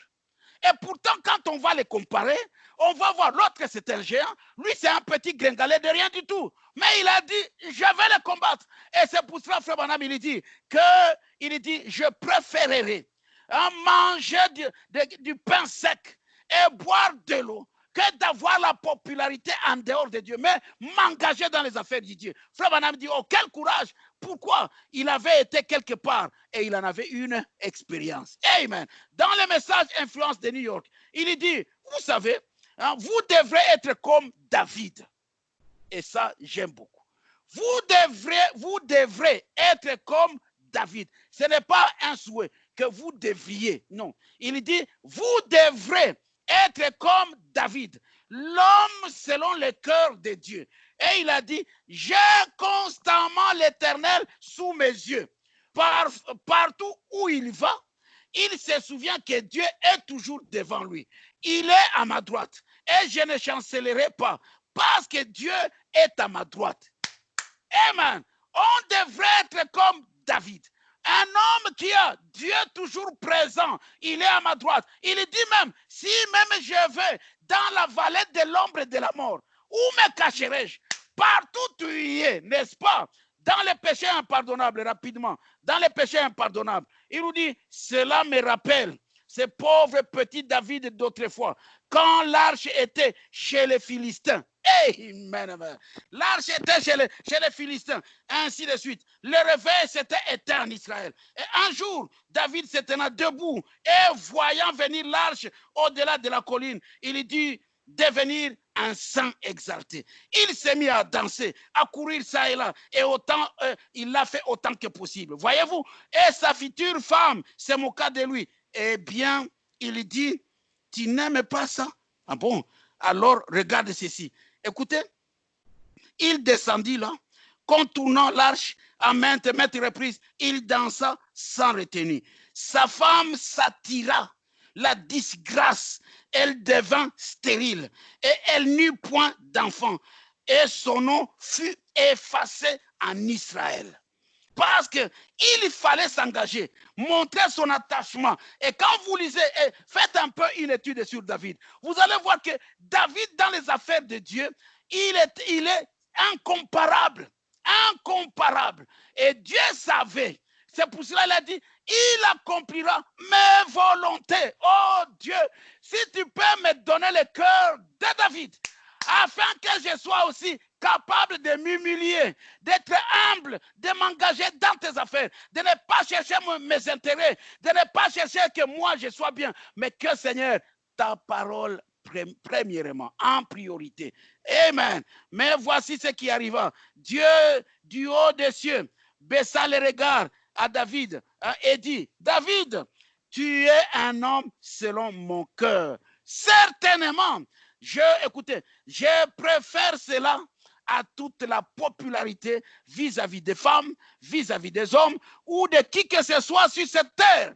Je préférerais avoir la faveur de Dieu, que Dieu dise, j'ai un serviteur que je peux pointer du doigt et qui me croit et qui me fera confiance. Frère Branham tape 2 fois sur la chair et il dit, c'est vrai. Amen. C'est là que nous devons être. C'est ce que nous devons être. Et pour terminer, il dit, alors, Remarquez encore une autre chose. Dans l'évasion des États-Unis, oh, Michel a dit, l'Éternel Dieu est vivant. Je dirai seulement ce que Dieu dira. N'est-ce pas? Amen. Oh oui, voilà un homme selon le cœur de Dieu. Parce qu'il suit la volonté de Dieu, pas la volonté des hommes. Quitte à être au pain sec et à l'eau, chose qui lui est arrivée pour l'avoir fait à Michel, n'est-ce pas? Il se peut qu'on vous frappe à une joue et à l'autre, et quoi encore? Mais il a dit la vérité et ça n'est tenu à elle. Dieu a confirmé que c'était la vérité. Il n'était pas tellement populaire, mais il connaissait Dieu. Amen. Oh non, mes frères, si j'ai dit ça, je ne serai plus populaire. Mais si c'est Dieu, c'est la parole de Dieu, c'est la volonté de Dieu, mieux vaut ne pas être populaire et de dire la vérité. Amen. Oh, nous essayons bon, j'ai dit un mensonge ou j'ai critiqué quelqu'un. On vient me demander, je commence à tourner. Non, mais ce n'était pas dans ce sens-là que. Non, si tu as critiqué quelqu'un, on vient te demander, dis, ah frère, pardonnez-moi, Nakoya qui m'a mouqué. Et s'il, n'est-ce pas? Et Dieu aimera quelqu'un comme ça. Que d'être là, on va voir que Yoko Sakate, Yo Kritikakate, alors que tu es plein dedans. Amen, amen. Alléluia. Et dernière citation, l'agneau et la colombe. Frère Wanam est en train de dire, maintenant, merci beaucoup frère Israël et tous les autres qui disent amen. Maintenant, quelle belle image cela nous donne. Combien Dieu doit être brisé à cause de notre conduite. Après qu'il nous a acceptés comme fils et filles. Et avoir la manière dont nous agissons. Hein, nous conduisons, la manière dont nous conduisons et comment nous nous comportons. Gardons rancune. Faisons des histoires et des petites choses qu'on ne devrait pas faire. Et nous continuons quand même à nous appeler fils et filles de Dieu. Non, ça ne devait pas être ainsi. Dieu nous a acceptés. Dieu, dans sa miséricorde, il nous a appelés. Alors, pourquoi nous devons avoir une mauvaise image des fils et des filles de Dieu? Nous devons être des vaillants hommes. Nous devons être des vaillantes femmes. Nous devons nous soutenir comme des enfants de Dieu. Amen. Nous devons être un exemple pour le monde, comme l'était notre Seigneur. Nous devons mener une vie remarquable comme David. Amen. Mener une vie remarquable comme David. Quand Dieu a vu quel vaillant homme il était, David, n'est-ce pas? Quel vaillant homme il était. Dieu a dit, tu es un homme selon mon cœur. Et ça devait être ainsi. Nous devons être, quand on nous reproche, on nous reprend, hein, que tu as dit, que tu as raconté, que tu ne marches pas selon la parole. Soyons humbles, humilions-nous. C'est ce que Dieu a trouvé dans David. Dieu a trouvé dans David, deuxième chose, engagé dans les affaires du Père, au point qu'il pouvait danser. Sa femme qui s'est moquée de lui a été frappée par Dieu, devenue stérile et son nom a été effacé. Et Branham nous dit, soyons comme David, comportons-nous comme David, afin que nous puissions entendre Dieu nous dire, tu es un homme selon mon cœur. Que le Seigneur vous bénisse. Amen. Et donc, que le Seigneur vous bénisse richement. Nous allons donc courber nos têtes et nous allons prier. Vraiment, ce que je vous apporte ce soir, ça a toujours été le désir de mon cœur, de savoir pourquoi Dieu a aimé David. Qu'est-ce que Dieu a trouvé dans le cœur de David pour qu'il puisse dire c'est l'homme selon mon cœur. Et Branham nous dit donc, hein, nous devons regarder à tout cela, que nous puissions nous comporter comme David, nous comporter aussi, hein, alors que nous connaissons Dieu, comme David, afin que Dieu puisse dire de nous, voici l'homme, voici la femme selon mon cœur. C'est ma fille, c'est mon fils, hein, c'est l'homme selon mon cœur. Parce que nous sommes des hommes, nous avons des défaillances, nous avons des manquements. Personne d'entre nous. D'ailleurs, la Bible nous dit, nous sommes nés dans le péché, conçus dans l'iniquité. La première parole qui arrive, c'est le mensonge, n'est-ce pas? Mentir d'abord, hein, qu'il y ait de mauvaises choses. Mais maintenant, alors que nous connaissons Dieu, faisons de telle manière que notre vie soit une vie resplendissante devant Dieu et que Dieu puisse dire, comme il a dit de David, voici l'homme, voici la femme selon mon cœur qui va accomplir toutes mes volontés. Prions le Seigneur. Nous avons prié plusieurs fois pour nos corps, que Dieu nous guérisse, que Dieu nous protège et tout ça. Prions pour nos âmes. Parce que si, même si le corps mourait, mais si l'âme est en vie, c'est la chose la plus essentielle. Amen. Dieu notre Père, ce soir, Seigneur Dieu, je te remercie d'avoir, Seigneur Dieu, dégagé mon cœur.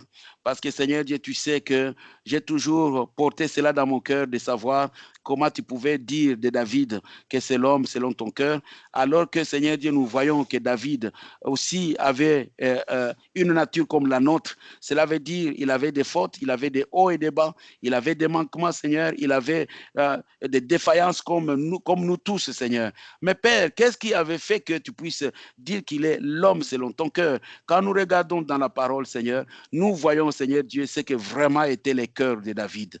Nous voyons vraiment, Seigneur Dieu, que David, c'est vrai qu'il était dans ce corps de chair, il était soumis aussi aux faiblesses, mais Seigneur, son cœur était autre chose, Père, que beaucoup d'entre nous, Seigneur. C'est pour cela, Seigneur Dieu, ma prière a toujours été, Seigneur, donne-moi le cœur comme celui de David, Père. Ou, Seigneur notre Père, quand, Seigneur Dieu, je suis reproché, donne-moi la capacité, Seigneur, de pouvoir surmonter, Seigneur Dieu, le moi. C'est là que Branham nous dit, Père, que le premier ennemi, c'est moi-même.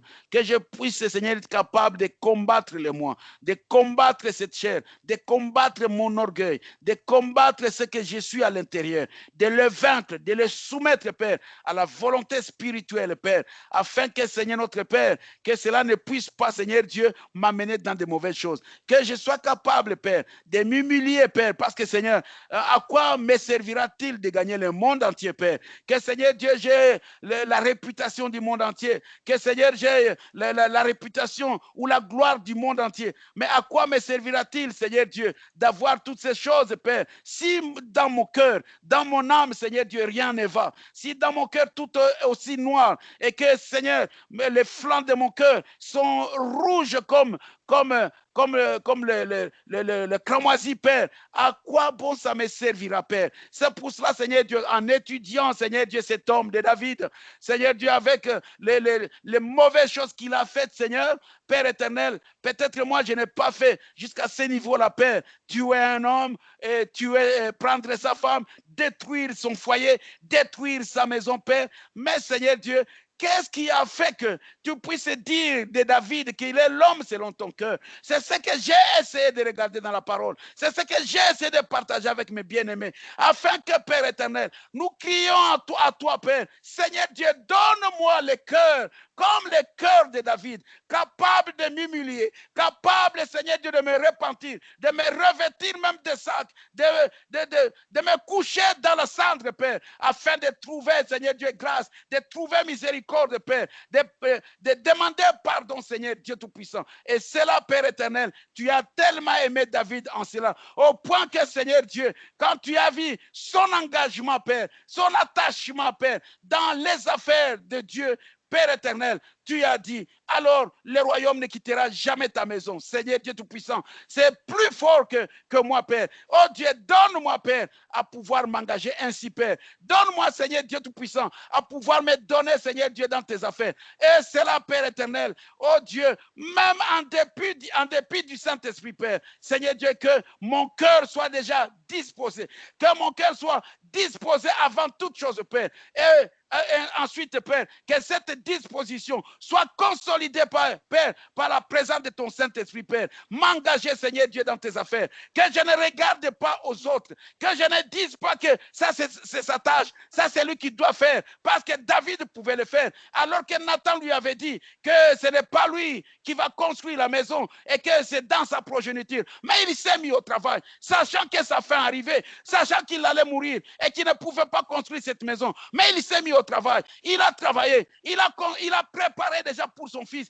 Et après cela, il ne s'est pas arrêté seulement là où il avait la possibilité en tant que roi de prendre dans le royaume et de pouvoir préparer la maison, mais il a pris dans ses propres biens, dans ses propres réserves, ce qui était à lui, ce qui lui appartenait. Seigneur Dieu, et il dit bien, à cause de mon attachement. Seigneur notre Père, c'est pour cela, Père éternel, j'ai pris, Père, que tu me donnes, Seigneur Dieu, par ta grâce et ta miséricorde, le cœur que David avait. Et quelqu'un qui a un attachement dans les affaires du Père, quelqu'un qui sait investir pour les affaires célestes, quelqu'un qui, oh Père, il connaissait, vraiment il te connaissait. Il savait, Père, que tu es un Dieu miséricordieux. Il savait, Père, que tu es un Dieu qui pardonne, Seigneur. Et alors, Père, quand les choses ne marchaient pas, il savait qu'il pouvait s'agenouiller. Au point que, Seigneur Dieu, oh, cet homme de David, un grand homme, un homme que toi-même, tu as présenté comme témoignage. Seigneur Dieu, je me rappelle quand son fils l'a chassé de la ville de Jérusalem et qu'il s'est enfoui, Père, pour aller dans les montagnes, arriver là-bas. Chiméi, Père, a commencé à l'insulter. Cet handicapé qui a commencé à l'insulter, qui a commencé à le dédaigner, à cracher sur lui, et que son garde a enlevé l'épée pour l'empêcher d'injurier le roi. Mais David a dit, laisse-le. C'est Dieu qui a permis qu'il puisse le faire. C'est pour cela, Seigneur Dieu, donne-moi le cœur de cet homme. Change mon cœur. Transforme-moi, Seigneur notre Père. Oh Dieu, je ne prie pas, Seigneur Dieu, pour que tu me donnes le Saint-Esprit, Père. Mais change mon cœur, afin que, Seigneur Dieu, une disposition comme la disposition de David, Père. Oh Dieu, et que, Seigneur Dieu, que cette disposition soit maintenant consolidée par ton Saint-Esprit, Père, et que, Seigneur Dieu, je puisse ainsi, Père, trouver grâce à tes yeux, Père, et que je puisse te servir, Père, avec tout mon cœur, et de tout mon cœur, de toute ma force, de toute mon énergie, Père. M'investir, Seigneur Dieu, dans tes affaires, dans les affaires du royaume, Père. Oh Dieu, jusqu'à la dernière énergie, Père. Voilà David, Père, alors qu'il était tellement vieux et qu'il savait qu'il était à la fin de sa vie, Père. Il s'est investi, il a montré encore qu'il pouvait encore faire quelque chose jusqu'à la dernière minute, Père. Alors que, Seigneur Dieu, le prophète lui avait dit que ce n'est pas lui. Mais quand même, Père, il s'est investi, montrant toujours son attachement, montrant comment, Seigneur, il portait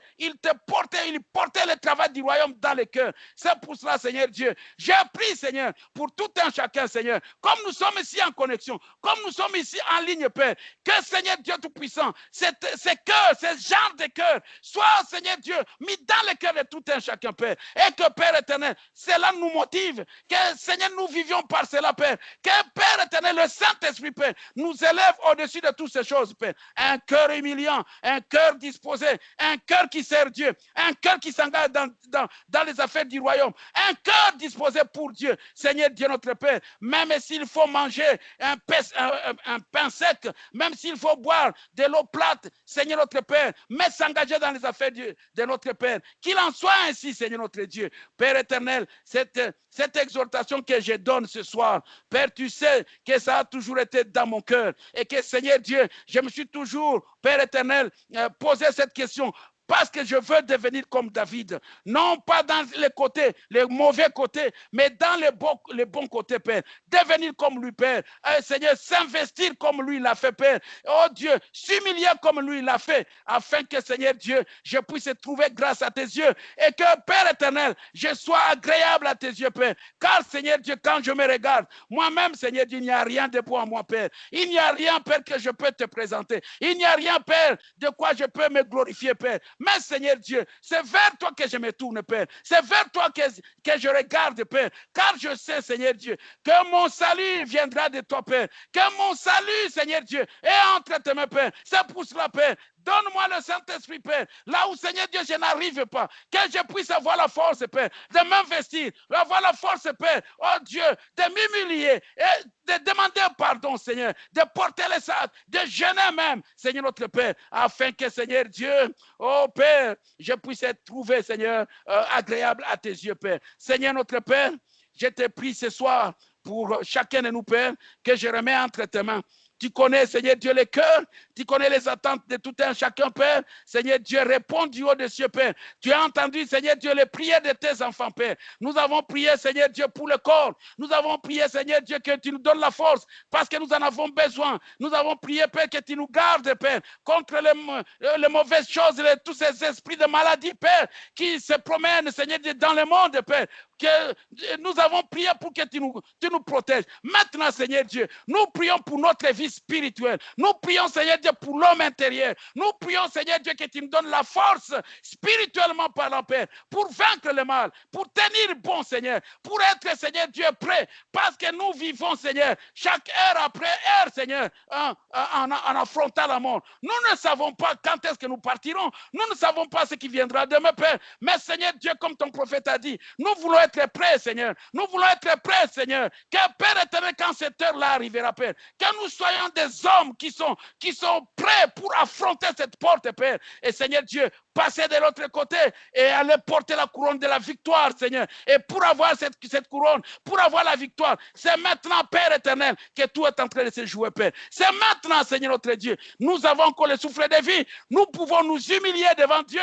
Nous pouvons nous humilier devant nos semblables. Nous pouvons demander encore pardon, Père, maintenant que nous sommes sur la terre. C'est pour cela, Seigneur Dieu. Oh, Père, maintenant, alors que je suis là, Père, je m'incline devant toi, Père, demandant miséricorde, demandant pardon, Père, que tu puisses me pardonner, Père, pour toutes les mauvaises choses, Père, les mauvaises langues, les mauvaises pensées, les mauvaises actions, Père. En tant qu'un humain, Père, je viens, Seigneur Dieu, devant toi, Père, m'humiliant devant ta sainte face, Père, demandant pardon, Seigneur Dieu. Oh, Père, que je puisse marcher correctement devant toi, Père. Laisse-moi, Seigneur Dieu, avoir un langage correct, Père. Laisse-moi, Seigneur Dieu Tout-Puissant, avoir, Seigneur notre Dieu, à considérer les autres, Père, Seigneur notre Père, parce que, Seigneur, c'est ce que tu nous as demandé, d'avoir une très haute opinion les uns envers les autres. Mon Dieu, mon roi, je me remets entre tes mains, Père. C'est vrai, Seigneur Dieu, nous sommes dans cette chair, mais nous devons vaincre la chair. Nous devons surmonter tous les désirs de la chair. La chair ici, elle aime se vanter. La chair ici, elle aime ses propres intérêts. La chair ici, elle aime s'élever. Mais Seigneur notre Père, donne-moi l'Esprit Saint Père, afin d'assujettir cette chair, de soumettre cette chair à la volonté divine. Seigneur notre Père, je t'en remercie, Père. Laisse que, Père, comme je parlais ainsi, Père, que ceci a toujours été dans mon cœur, que Seigneur Dieu, tu puisses me l'accorder, Père. C'est ce que je te demande. Accorde-le-moi, Père éternel. Je me confie entre tes mains, Père. Bénis tes enfants, bénis ton peuple, Père. Bénis là où ils sont, Père. Nous pensons à ceux qui sont au travail à ce moment, Père, oh Dieu, qui n'ont pas pu être avec nous. Je pense, je ne sais pas si la sœur Chantal est là, je ne sais pas si la maman Rite est là, je ne sais pas si maman Divine est là, Père, mais je les remets entre tes mains. La sœur Zawadi, je ne sais pas, et tous les autres, la sœur Kabibi, et tous ceux qui sont dans ces maisons-là, Père. Oh Dieu Tout-Puissant, j'ai prié pour eux, Père, afin que, Seigneur Dieu Tout-Puissant, tu puisses les garder, Père, tu puisses les protéger, Seigneur Dieu Tout-Puissant, Père éternel, et que, Seigneur Dieu, le même esprit qui a animé David, Père, que ça puisse animer chacun de nous, Père. Nous sommes dans ce monde ici, Père. Nous ne sommes que de passage, Père. Et Seigneur Dieu, notre vie réelle, c'est de l'autre côté que nous allons la vivre, Père. C'est pour cela, Seigneur Dieu Tout-Puissant, laisse que, Père éternel, nous puissions avoir plus de considération là-bas. Investir de l'autre côté, Père. Et investir là-bas, Père. Parce que, Seigneur, c'est là qu'il y a la vraie vie, la réelle vie, la vie éternelle. Ici, Seigneur Dieu, c'est que des combats. Ici, c'est que souffrir, que des maladies, que ceci et cela, Père. Mais Seigneur Dieu Tout-Puissant, nous voulons nous engager, Père. Comme David s'est engagé, comme les autres se sont engagés, comme Branham s'est engagé. Nous voulons aussi nous engager, Père. Oh Dieu, pour la vie de l'au-delà, Père. Oh, je peux voir William Branham, un homme qui avait des dons et des dons. Un homme qui a des dons incomparables sur la terre. Mais quand tu vois son humilité, un homme qui est complètement effacé, un homme qui pouvait expliquer la Bible de A à Z, mais quand il est devant des prédicateurs, il se présente lui-même comme ne pas être un prédicateur. Quelle humilité, Seigneur! Je veux avoir cette humilité, Père. Ne pas avoir de considération en quoi que ce soit, Père. Être aussi humble que toi, tu l'as été, Père. Tu as été sur la terre, Seigneur. Créateur des cieux et de la terre. Tu as été sur ta propre terre créée, Père. Mais Seigneur Dieu,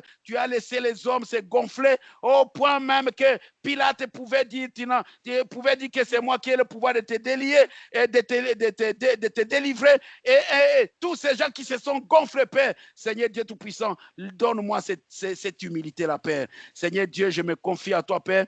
J'ai pris, Seigneur Dieu, pour nos jeunes gens. Seigneur Dieu, je les remets entre tes mains, Père. Seigneur, déverse ton Saint-Esprit dans leur cœur. Ce n'est pas parce qu'ils sont jeunes, Père, que Seigneur Dieu, ils doivent mener n'importe quel genre de vie, Père. Seigneur Dieu, ils doivent aussi apprendre à s'engager à toi, Père, alors qu'ils sont encore jeunes. J'ai pris, Seigneur Dieu, les remettant entre tes mains, Père. Bénis tes enfants, bénis ton peuple, Père. Bénis Grâce Tabernacle, alors que nous nous remettons entre tes mains, au nom de Jésus-Christ.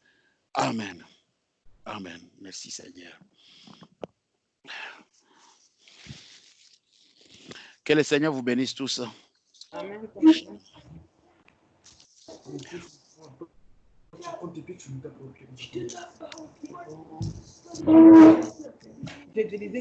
Pasteur, que le Seigneur te bénisse. Pasteur, que le Seigneur te bénisse. Pasteur, que le Seigneur te bénisse. Vous ne m'entendez pas ici. On t'entend, pasteur. Ok. C'est bon. Que le Seigneur vous bénisse, frère Israël, que le Seigneur te bénisse. Frère Olivier, que le Seigneur te bénisse avec ta famille. Et tous les autres, j'ai entendu frère Yel, que le Seigneur te bénisse. Les Belges, que le Seigneur les bénisse. Sœur Joël, que le Seigneur te bénisse. Frère Jean, je l'ai vu, que le Seigneur te bénisse aussi. La sœur Kabibi, je l'ai vu, que le Seigneur la bénisse aussi. Les Lélo, que le Seigneur vous bénisse aussi. Que le Seigneur vous bénisse tous. Shalom, shalom. Yanao, que le Seigneur te bénisse. Sœur Kabibi, que le Seigneur te bénisse. Amen. Fortune, Eh, mon papa Fortine. Ah, toi, on va aller à l'Équateur. Que le Seigneur te bénisse. Frère Yeli. Fortine, on va aller à l'Équateur. Que le Seigneur te bénisse. Mon papa. Oui, j'ai vu ma copine. Copine, bisous. Copine, bisous. Il a grandi. On va aller à l'Équateur avec toi, ok? Non, c'est moi. Fortine, mon copain. Yeah.